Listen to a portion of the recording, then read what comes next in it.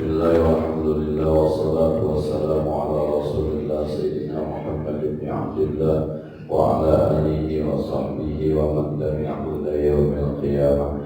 Amma ba'du, al-fatihatu ila hadratin Nabi Mustafa Rasulullah sallallahu alaihi wasallam wa ya baina wa ummahatina wa ajdadina wa jaddatina wa masyayikhina wa li jami'il muslimina wal muslimat wal mu'minina wal mu'minat khususan ila ruhi walidi Haji Nasuhi bin Haji Asnawi walidi Haji Ahmad Ghazali bin Haji Arsyad Umi Haji Siti Sana binti Haji Muhammad Saleh Syekhina Haji Muhammad Mahmud bin Haji Abdul Rahman Syekhina Haji Mursyahid bin Haji Hasan Syekhina Haji Abdul Wahab bin Haji Abdul Samad Syekhina Haji Muhammad Muhaji Namsar Syekhina Haji Syabi Halami Syekhina Haji Ahmad Syarifuddin Abdul Ghani Syekhina Haji Alawi Zain bin Haji Muhammad Zain Syekhina Haji Muhammad Hashim Mahbub Syekhina Haji Jamali Musa Syekhina Haji Abdul Mu'adiyah Saleh Syekhina Haji Ahmad Zain Mizan Syekhina Haji Muhammad Saleh Mukhtar Said Muhammad bin Alawi Abbas Al-Maliki Al-Fatihah. A'udhu billahi minasyaitanir rajim. Bismillahirrahmanirrahim. Alhamdulillah rabbil alamin arrahmanir rahim maliki yaumiddin. Iyyaka na'budu wa iyyaka nasta'in ihdinas siratal mustaqim siratal ladzina an'amta 'alaihim ghairil maghdubi 'alaihim waladdallin. Rabbi ighfirli wa li walidayya warhamhuma kama rabbayani shaghira. Amin. Bismillahirrahmanirrahim. Ala al-mu'allif rahimahullahu ta'ala wa ala man nafa'a bihi wa bi'ulumihi fid dharain. Amin. Bismillahirrahmanirrahim. Jemaah sekalian, kita masih membahas hal-hal yang disunnahkan kita berwudu. Kata Imam Nawawi Al-Bani, wa fi massil amradil hasani lil khilafi fi naqdihi al-wudu'a. Selanjutnya yang disunnahkan kita berwudu ketika kita menyentuh pemuda yang ganteng yang kita demen. Kita laki nih melihat anak muda bujangan ganteng, saking gantengnya kita demen. Demen bukan demen nafsu, tapi ngeliatnya ini orang cakep amat ganteng amat. Akhirnya ada keinginan kita untuk menyentuhnya. Itu disunnahkan berwudu. Bahkan ada mazhab yang menyatakan batal wudu karena Anda menyentuhnya sekaligus jenis ada sukanya, ada demennya. Sehingga Pak waktu saya haji pertama tahun 2003 itu di Bandara Jeddah ketemu orang Arab, mungkin menurut saya itu orang Arab Saudi asli. Jadi orang yang tinggi, putih, ada cabangnya. Saya bilang ini orang cakep banget, laki. Tapi saya melihatnya, nah kalau di anak perempuan sekarang itu kan yang lagi tergila-gila artis Korea. Walaupun kalau kata istri saya, justru kalau kata saya geli dengan artis Korea yang laki kemarin putih. Nah, jadi kesannya kayak perempuan. Tapi kan orang beda-beda. Jadi kalau ada orang laki atau sebaliknya ada orang perempuan melihat perempuan bujangan cantik, demen karena sakit kok orang cakep banget ya, orang kok manis amat ya, lalu dia sentuh, sunnah harus wudu. Karena seakan-akan dia sudah ada nafsunya kepada sesama jenis. Nah, yang selanjutnya wafi akilah min ibili, dan disunahkan setelah memakan daging onta. Ini sekedar pengetahuan aja Pak, kapan-kapan Bapak makan daging onta, entah karena ada ibadah haji, entah karena ada ibadah umroh, itu sunnah.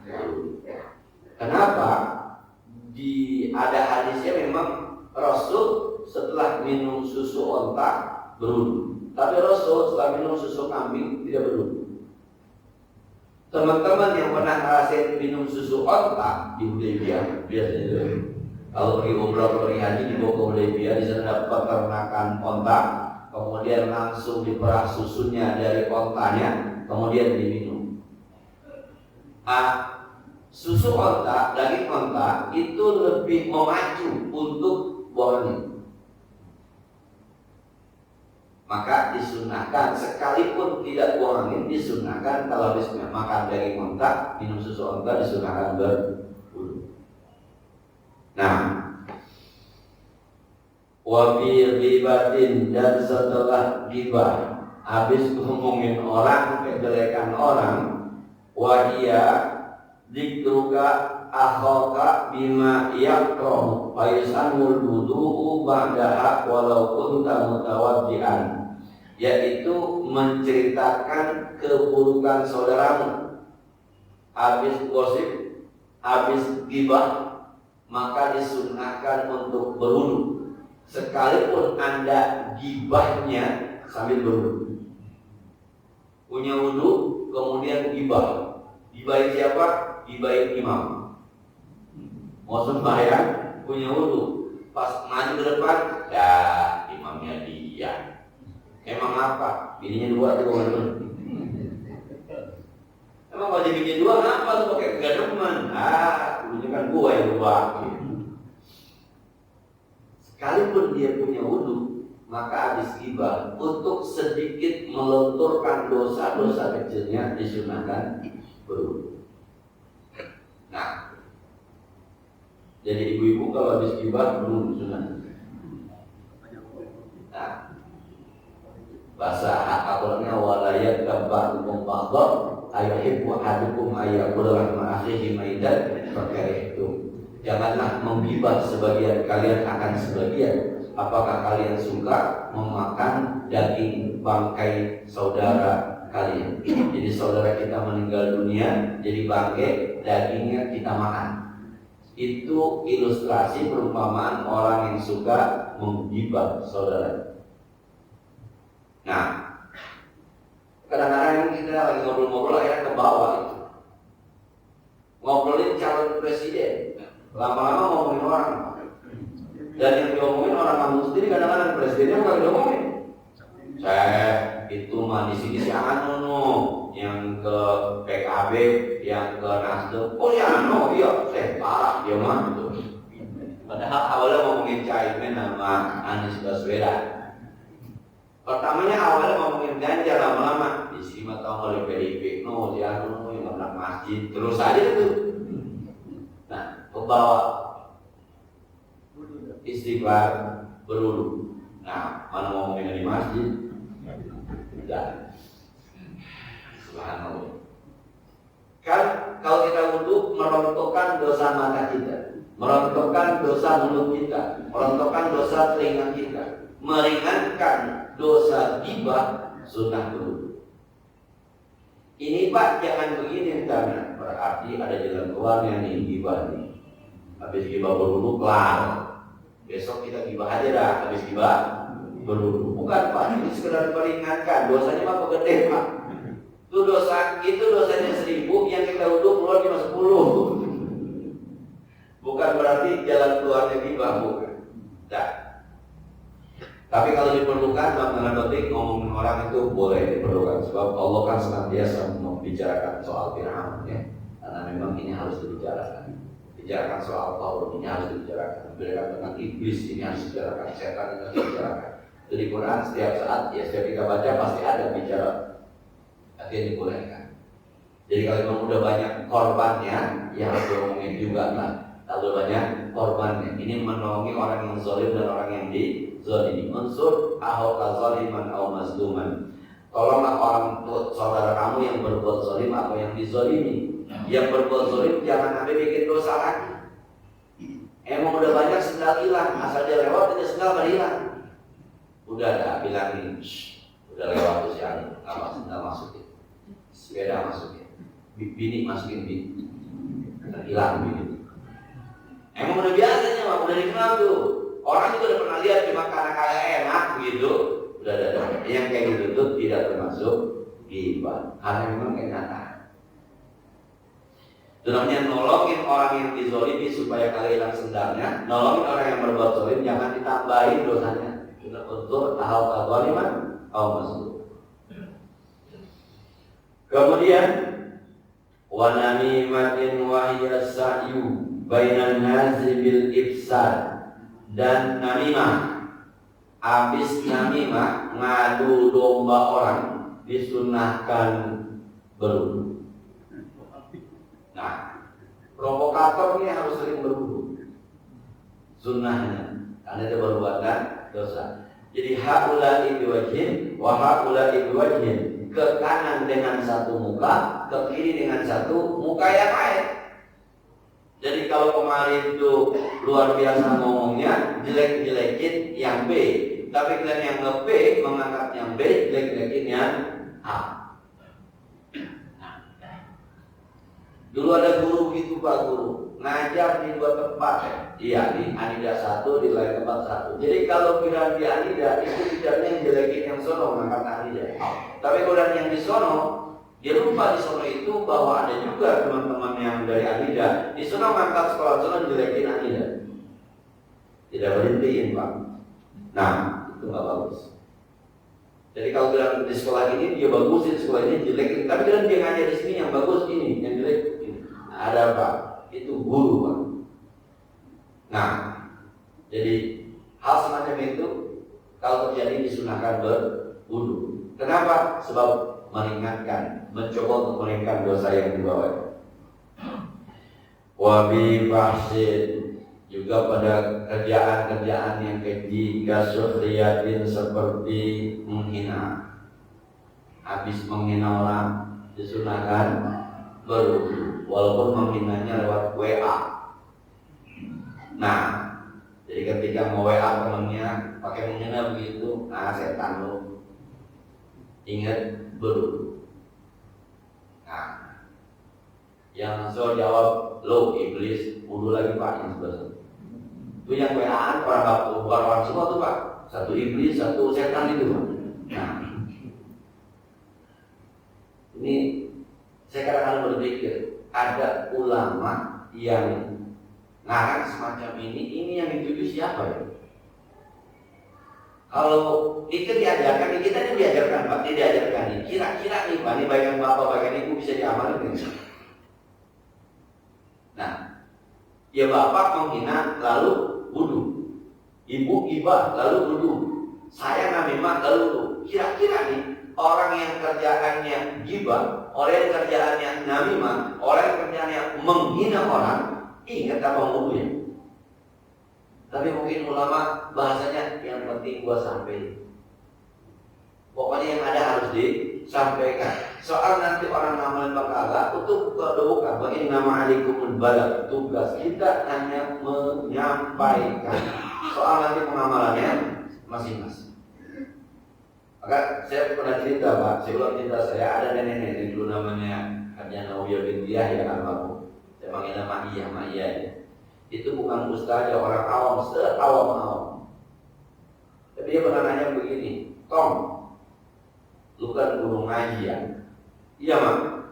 Kalau sholat witir 11, bagaimana tuh Tom? 2, 2, 2, 1, apa 4, 4, 3, apa 4, 4, 2, 1? Emang apa Mak? Enggak, emang ngerjainnya 2, 2, 2, ujungnya 1. Benar apa kagak itu?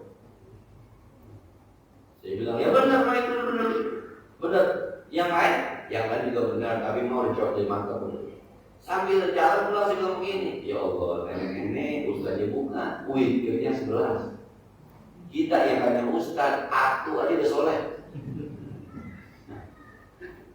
Jadi ternyata memang urusan pengamalan itu tidak berdasarkan Anda siapa. Apakah Anda dianggap orang alim, ustaz, kiai, habaib, belum tentu secara kuantitas ibadahnya lebih banyak dibanding orang awam. Nah, ini dulu saya di Kiai Mahfuz Mahmud, ada muridnya dulu ada namanya Kiai Haji Qasim Nursehat. Kiai Hasim Sehat, ceritanya ketemu muridnya yang dalam tanda petik seusia bahkan lebih tua, tapi kelihatan lebih segar, lebih sehat gitu. Ketika Hasim Sehat Antum kayaknya sehat aja, seger aja. Apa rahasianya? Kata muridnya, lah kan kiai yang ngajarin. Emang saya pernah ngajarin apaan? Puasa Nabi Daud. Dari puasa sehingga saya puasa Nabi Daud. Coba. Muridnya yang diajarin ngamalin sehat, gurunya ngajarin doang. Ya mereka ada pahala ngajarin kan. Guru kalau ustaz tuh ada dalil man dalla ala khairin bahwa kafa'ili yang menunjukkan kebaikan lalu kebaikan dilakukan oleh orang lain maka dia dapat pahala seperti orang yang pahalanya tapi sehatnya maka dapat Pak. Jadi kadang-kadang ini kalau kita saya berpikir ini yang dia maksud sama Syekh Nawal tadi siapa ya? Habis menghina orang berwudu, habis gibah berwudu, megang laki-laki ganteng berwudu. Ini yang dituju siapa? Kalau orang-orang kayak kita makanya nggak ada manfaatnya kayaknya. Kayak iya, dia cuma menyampaikan. Karena boleh jadi ada di antara kita, walaupun tidak semua, mudah-mudahan semua, walaupun tidak separuh, mudah-mudahan separuh, 0,sekian% atau sekian persen itu ada yang bisa jadi cerita seperti seorang nenek dengan muridnya kayak di Kosim Musya yang dalam kesendiriannya, kesunyiannya mengamalkan apa kata guru. Nah, selanjutnya wa yamini ghamuzin wa syahadati zurin. Kalau habis sumpah palsu atau jadi saksi palsu. Dia bersumpah tapi sumpahnya palsu. Demi Allah tapi enggak sebenarnya. Ini yang dikhawatirkan kalau janji sama teman pakai insya Allah. Yang dikhawatirkan mudah-mudahan insya Allah itu artinya jika Allah menghendaki. Misal begini, Bang, ntar sore ke rumah saya habis asar, insya Allah. Habis asar kagak ngapa-ngapain, cuma males doang. Kok males dah? Parkirannya banyak. Sore, main bola. Andai kan dia datang, bisa sempet. Ini khawatir bawa nama Allah, tapi sebenarnya nggak bonakan. Insya Allah. In jika sya menghendaki Allah, jika Allah menghendaki Allah ngapain sih bisa saja. Yang dikhawatirkan itu kan pencemaran nama baik ya. Bawa nama Allah. Sebenarnya nggak bonakan, tapi bawa nama Allah. Insya Allah. Nah, mendingan jujur aja. Waduh, kayaknya biasa nggak bisa. Emang apa? Lu jangan tanya apa dah, pokoknya nggak bisa. Kalau jawab gue bohongin. Nah, saya ada Pak teman gitu, Pak. Kayaknya gue nggak bisa. Lah emang apa? Gue kalau hari Minggu malas kemana-mana. Ya udah, besok sama gue jangan malas, nggak bisa. Gue pokoknya kalau hari Minggu tidur gue malas kemana-mana. Jadi ada ya kan? Walaupun jawaban menyakitkan tapi jujur, Pak. Dibanding gue ada acara apaan? Nah, kemana-mana tuh ayo. Padahal, dan wabi kasbi zinan, dan setelah menuduh orang berzina. Nah, nuduh orang berzina itu mungkin kalau sekarang kan nggak pakai nunjuk-nunjuk kagak, tapi berbisik-bisik. Orang yang pakai bolu, berangkat malam, kerja ituan kalian. Wudu. Nah, orang jadi security itu ngomongin. Nah, berangkatnya malam, pulangnya pagi, security itu shift 3. Nah, perempuan, sekarang security juga ada perempuan. Nah, ada perempuan. Lihat, sekali lagi tuh khawatir, menuduh. Kadang-kadang Pak kitanya udah begitu, teman ada aja yang suka ngajak-ngajak. Ustaz kenal si Anu, kenal, kerjanya Ustaz dia tahu. Kasih Ustaz menikah sedang masuk itu, masa berangkat maghrib pulang subuh, berangkat maghrib pulang subuh. Apaan itu kerjanya Ustaz? Ya apaan itu Ustaz jiwa Ustaz tidak. Ada aja kan? Berwudu dari sunnah. Wa bi qauli kadzibin li ghairi maslahatin, dan ngomong bohong yang kagak ada maslahatnya. Ibu kalau ditanya sama anaknya, "Ma bagi duit?" Kagak ada. Wudu dah.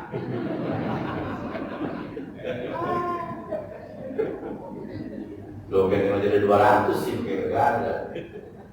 Nah, kata guru saya, kalau hafal Alfiah 1000 bait, gue bagi duit. Kalau ada, maksud gue kalau ada gue bagi dulu. Duitnya ada, nyebabnya nggak ada. Nah, bapak itu begitu Pak, kalau bininya minta duit mau habis, wudu Pak, wudu dah. Nah, asal yang wudu bohong berarti lagi Pak. Daripada kayak Pinocchio itu kayak manjo aja begitu kan, mendingan wudu. Pokoknya habis lagi bilang nggak ada, nanti habis. Intip dia wudu kagak. Kalau dia wudu bohong dah. Wah, sekali lagi ya, mungkin ini mengajarkan kita untuk meringankan dosa kita. Oh itu berdosa iya, yang berwudu bulan-bulan meringankan, bukan menghilangkan, meringankan. Kalau bahasa Al-Quran, innal hasanat yudhibnas sayyi'at. Iya, sesungguhnya perbuatan baik yang dilakukan itu akan menghapus perbuatan buruk. Semoga wudu kita ini gitu. Kalau bahasa hadisnya, iringkan perbuatan buruk dengan perbuatan baik supaya bisa menghapuskan bohong berwudu. Kemudian kata Imam Nawawi, wa bi qahqahatin bis salati fa inna qahqahata dakhil as-salati tabdulul wudu'a inda Abi Hanifah. Amma qahqahtu kharijah fala tabdulul wudu'a indahu kama qarrahu Syekhuna Abdul Hamid wa Syekh Yusuf As-Sumulawi. Yang selanjutnya, kalau ada orang ketawa di dalam sholat, tertawa di dalam sholat membatalkan sholat, tapi tidak membatalkan wudu menurut mazhab Syafi'i. Tapi menurut mazhab Hanafi, tertawa di dalam sholat membatalkan sholat plus membatalkan wudu. Maka untuk keluar dari kekhilafan keduanya, orang yang kita bermadzhab Syafi'i, kalau sholatnya batal disebabkan tertawa, maka disunahkan sekaligus berwudu.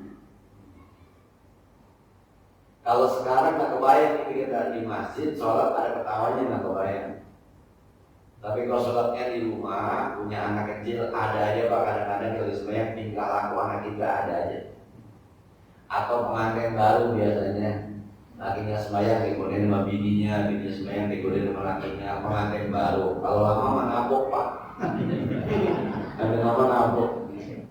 Dan ini masa wudu batal tuh pengantin baru dikejar-kejar bininya, pengantin baru dikejar-kejar lakinya, itu yang habis wudu lagi. Kalau pengantin lama Pak, jangan coba-coba ada budak.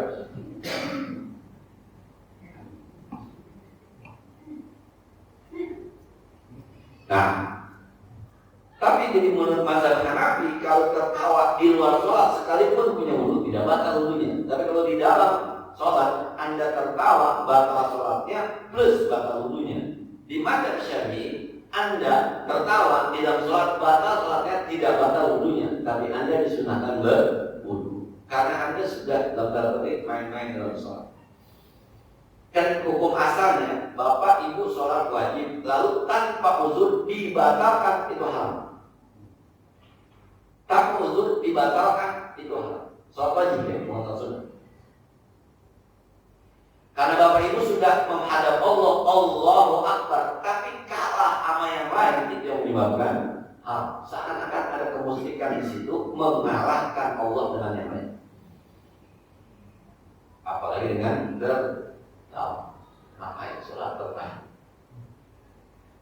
Kalau yang senyum ada Pak, ini ulama Pak. Ulama ketika ada ayat yang bicara tentang sejarah, kemudian dia tersenyum karena membayangkan ayat itu. Nah, jadi ketika ada ayat walaqad hammat bihi wa hamma biha laula ra'a burhana rabbi. Sebenarnya Zulaikha demen ama Yusuf. Sebenarnya Yusuf demen ama Zulaikha. Pada ulama ketika itu senyum aja.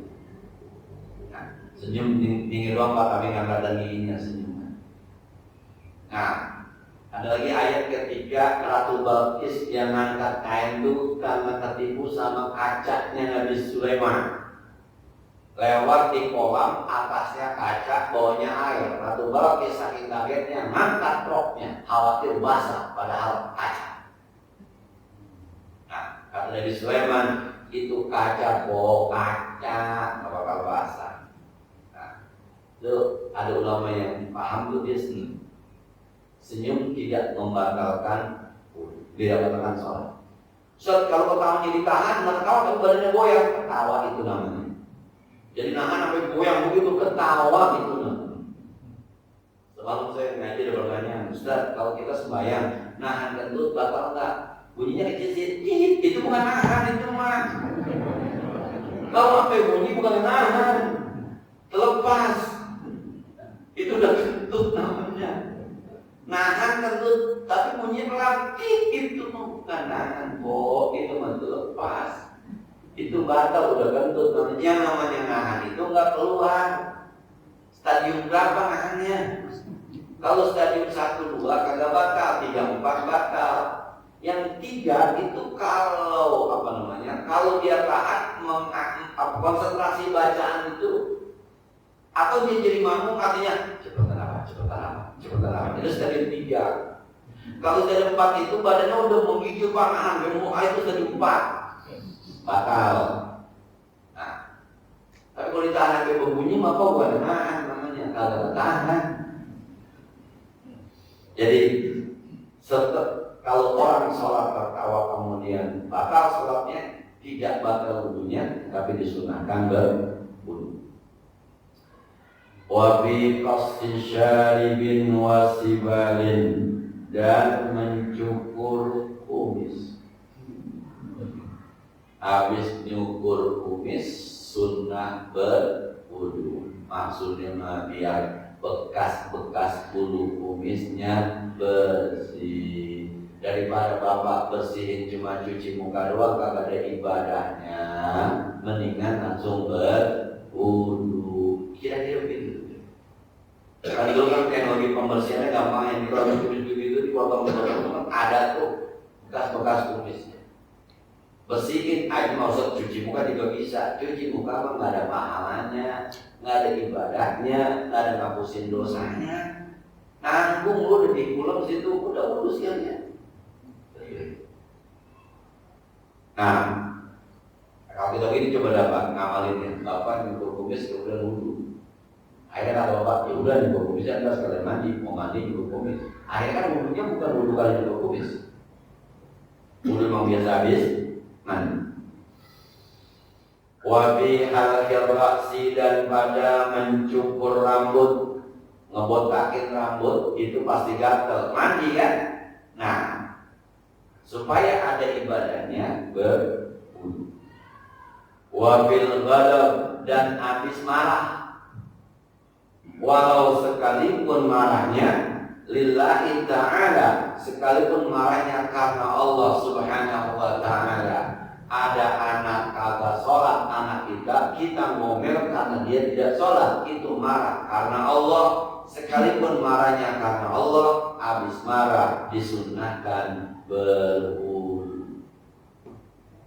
Nah, jadi ada orang tua marah karena anaknya kagak ngaji, dari rumah berangkat ngaji, ternyata kagak ada di tempat ngaji, adanya di tempat lain, mana lagi ngerokok. Ngomelnya karena kagak ngajinya, itu ngomel karena Allah. Habis itu pun disunahkan berwudu. Sebab ada sabda Nabi sallallahu alaihi wasallam, innal ghadaba minasyaitan, yang namanya marah sumbernya adalah setan. Jadi bapak emak yang di rumahnya ngomel mulu, itu kemasukan setan. Nah, jadi kalau anaknya ngomong jangan disalahin. Lu mau pulang enggak, domelin, mau kayak setan. Nah itu jangan domelin. Karena emang marah itu sumbernya adalah setan. Udah bukan wayanya kali Pak, nih kalau udah bukan wayanya kali Bu. Jadi ibu itu marah-marah mulu, udah bukan wayanya. Jadi baba marah-marah udah bukan wayanya. Itu dulu sistem pendidikan Jawara. Zaman Pitung sama Ciki dulu. Jadi orang tua tuh orang laki ditakutin nama anak itu bangga. Itu masa-masa Jawara. Udah bukan wayanya. Yang dulu kalau orang punya bini 2, punya bini 3 itu dianggap keren. Udah bukan wayanya.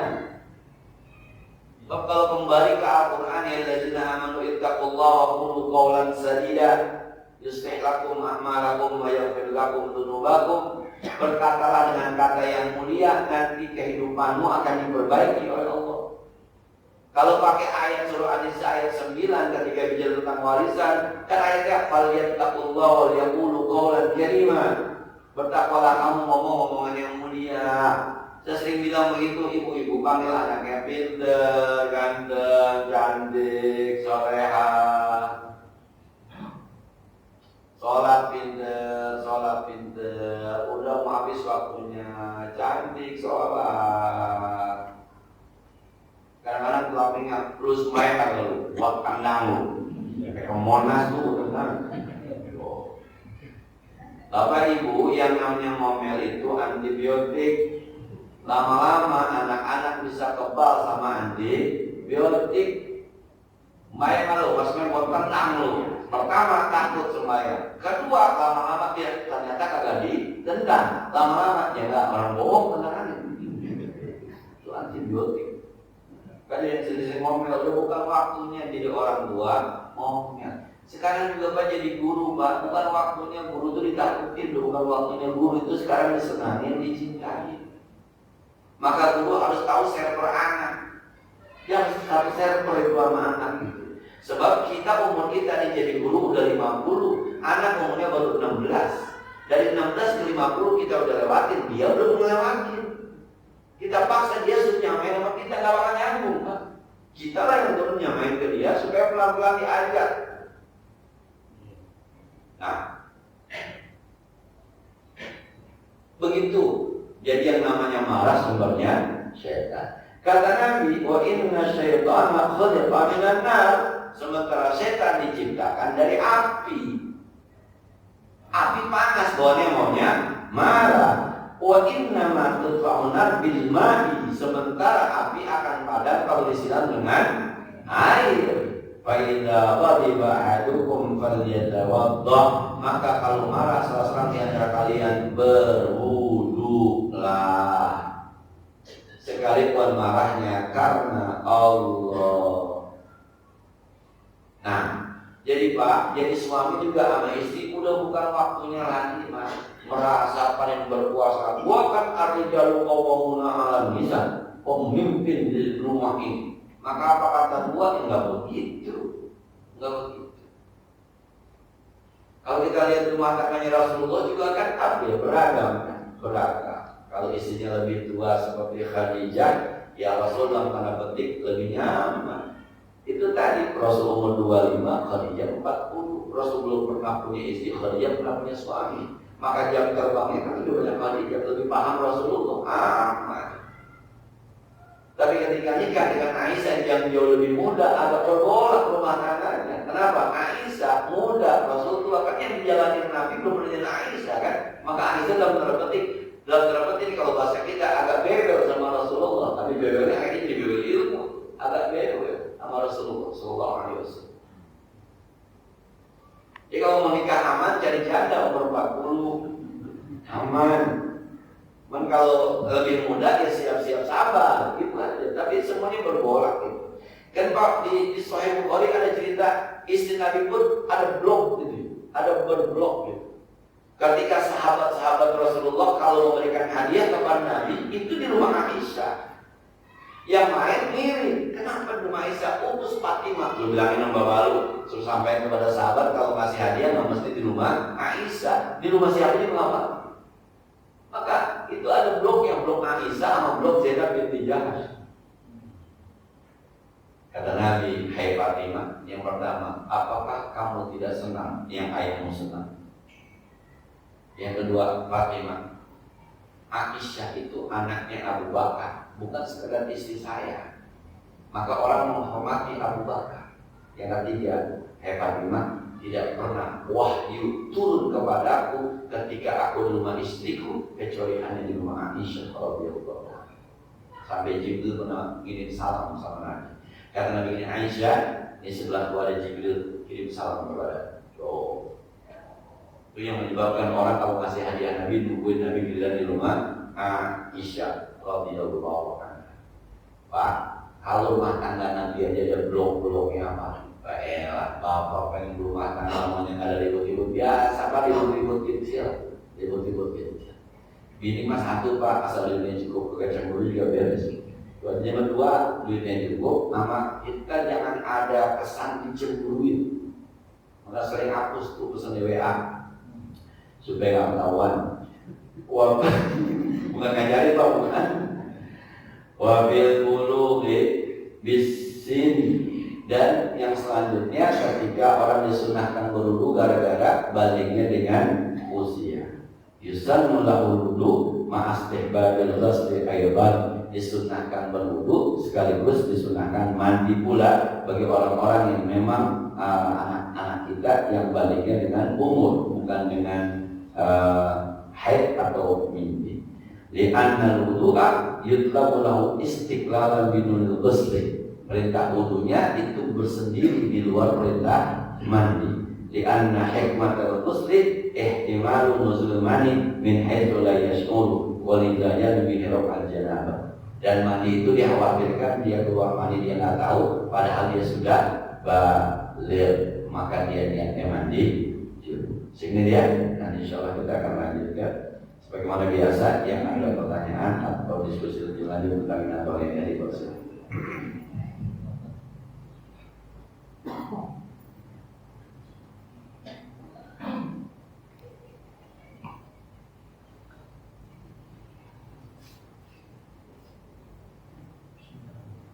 Assalamualaikum warahmatullahi wabarakatuh. Waalaikumsalam warahmatullahi wabarakatuh. Ini majelis ilmu ini masuk dalam kategori majelis ilmu kita betul. Jadi kalau boleh ada beberapa sedikit. Pertanyaannya ini berhijab pada ada wahyu yang mengatakan berdoa kepadaku, aku akan mengabulkannya. Kurang lebih begitu. Berdoa nih asli juga. Kalau saya perhatikan dalam prakteknya, orang itu berdoa sepadan mungkin, sebanyak mungkin. Apakah ini berarti kan pasti dikabulkan? Ya udah aja, kalau bisa 50 doa, 50 doa. Kalau mereka hanya berdoa 20, nanti dia dapat 20. Apakah begitu filosofinya? Bahkan saya pernah dengar ceramah, kalau nggak dikabulkan di dunia akan dikabulkan di akhirat. Jadi kalau saya berdoa 50, seandainya dikabulkan hanya 30, saya kan punya simpenan 20. Dibanding dengan mereka yang berdoa hanya 20, dikabulkan 10, dia hanya tidak punya 10. Gitu. Sejalan dengan itu ya, banyak kan standar doa itu. Ada doa seperti doa sapu jaga ini yang sering dipakai. Tapi saya perhatikan ya, dalam proses belajar ya Ustaz ya, jadi bukan sekedar bertanya. Itu ada ayat yang mengatakan ihdinas siratal mustaqim. Bila aku jalan yang lurus, jalan mereka yang telah engkau anugerahi nikmat muasal gitu ya. Nah, saya perhatikan ini kok jarang dipakai ya. Apakah karena dalam doa itu orang mulai doa dia baca Al-Fatihah sudah termasuk di dalam Al-Fatihah. Padahal kalau kita renungkan, kalau ini adalah jalan Siratal Mustaqim, jalannya Allah, ya kan? pasti jalan mereka-mereka yang dicintai sama Allah. Dan jalan yang lurus, berarti nggak ada belok-belok. Sehingga kita yakin di ujung jalan itu ada tol keluarnya, ada tulisan jangan lepas. Tapi kok orang nggak ada ya di luar doa itu, terus dia sendiri bilang, ya Allah tunjukinlah aku jalan yang lurus. Itu kok jangan dipakai. Itu pertanyaan nomor satu Allah. Udah B, udah A sama B.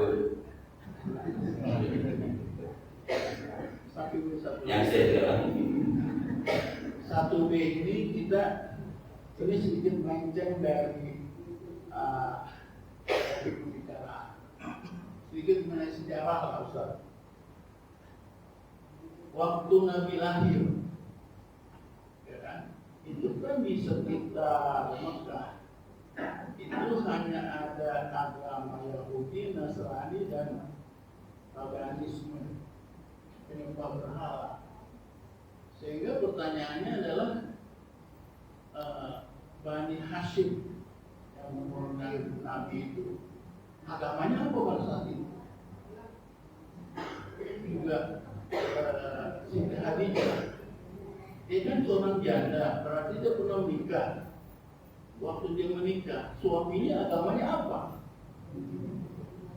Sehingga dia sendiri agamanya apa gitu? Harus cek Al-Quran.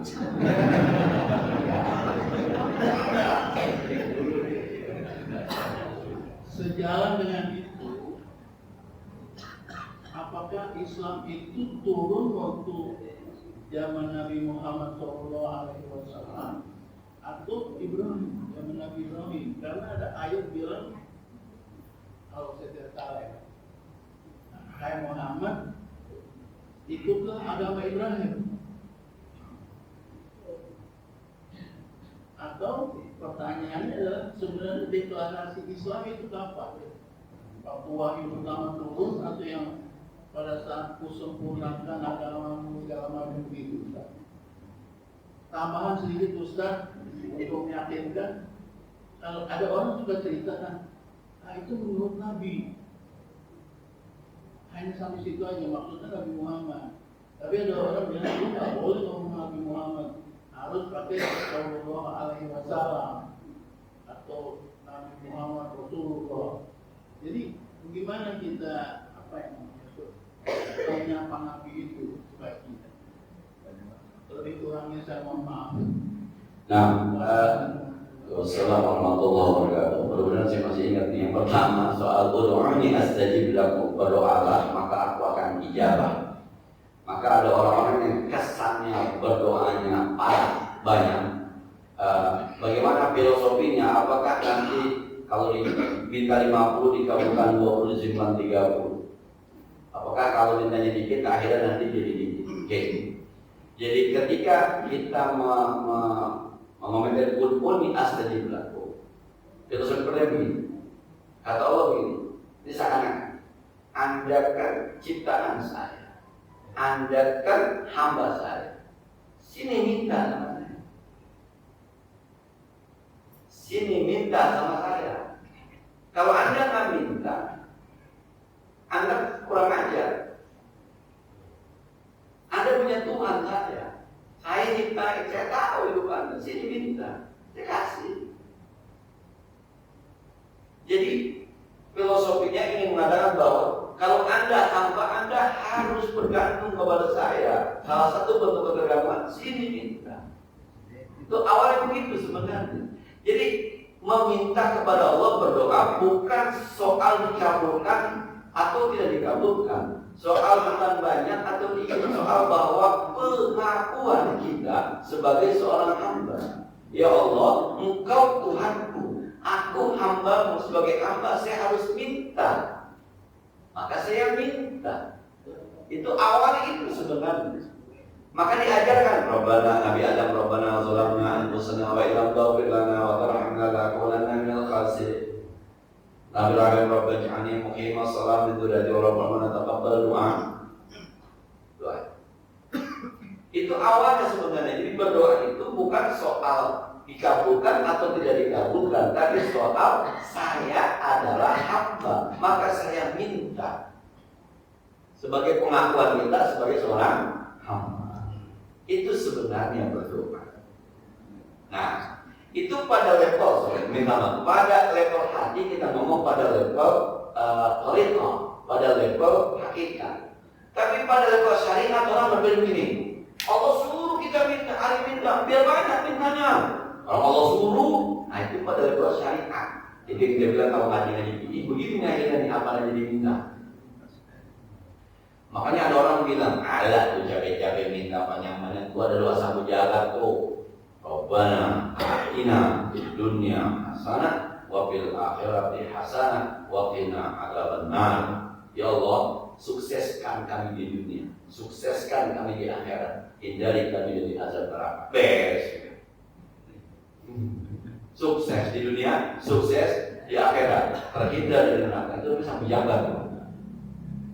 Nah, jadi memahami konsep ud'uni astajib lakum yang berbeda inilah apakah pada level syariat, apakah pada level hakikat. Kalau pada level hakikat, yang penting lu minta sebagai pengakuan lu gitu ya terhadap Allah bahwa lu hambanya, Anda hambanya. Bukan soal numpuk permintaan, bukan. Tapi pada level syariat, ya minta biar banyak, jangan nanggung-nanggung. Maka ada yang doanya banyak, ada yang doanya dan yang kedua, kenapa kadang-kadang orang nggak bawa ihdinas siratal mustaqim siratal ladzina an'amta? Kenapa orang nggak bawa itu? Tapi pernah nggak orang berdoa minta jadi orang yang bertakwa? Pernah nggak minta orang supaya jadi orang soleh? Pernah. Siratal ladzina an'amta alaihim. Ya Allah, tunjukin nama jalan lurus, jalan orang-orang yang Kau telah beri nikmat. Siapa? Orang bertakwa. Siapa? Orang soleh. Siapa? Maka mintanya, Allahumma ja'alna minal muttaqin, Allahumma ja'alna minal muslihin, Allahumma ja'alna minal akhir. Ya Allah, jadikan kami orang-orang yang bertakwa. Begitu sebenarnya. Karena pakaiannya sebelumnya sudah dipakai. Yang ketiga, sepahaman saya terhadap sejarah Bani Hashim itu agamanya non Yahudi, non Nasrani, tapi lebih karena ini dalam kehidupan sehari-hari kita bisa lihat kan ada perintah untuk berdoa dengan suara yang lembut. Tapi waktu kita biasa kan Ustaz terus diri kalau lagi sholat itu kan kayaknya tidak lembut itu yang pimpin doa. Karena juga ngejar target. Nah, jadi maksud saya, apakah yang dimaksud dengan suara yang lembut ini pada saat waktu kita berdoa sendirian? Maksud bahasa Qurannya khaufan wa tama. Khaufan wa tama. Khaufan itu Anda berdoa penuh rasa. Wa tama itu pengen banget dikabulkan. Pengen itu karena ini Allah Tuhan. Itu khaufan. Sebab kalau kita lembut, khawatir nanti yang baca orang Medan. Ini nggak bisa lembut. Nah, khaufan wa tama'a. Khaufan itu ketika dia berdoa, dia berhadapan dengan Allah, muncul khaufnya, minta. Kayak begini misalnya, mohon maaf sekali lagi, ada bawahan langsung ketemu office boy langsung ketemu direktur utama meminta sesuatu. Itu baru jalannya enggak masuk ruangannya juga ketika duduk udah ngomong gimana itu khaufan. Itu maksudnya begitu maksudnya. Bukan lembut dalam arti seperti merayu. Betul sih merayu. Cuma kalau merayu kan dengan kata-katanya. Alhamdulillahirabbil alamin. Hamdan syakirin, hamdan na'min, hamdan yuwafi. Itu merayu. Nah, makanya kalau orang bilang, ya Allah, itu memang repot juga, Bro. Nah, betul, khaufan Allah. Kan ada kadang-kadang. Nah, menentukan calon, baru repot tuh.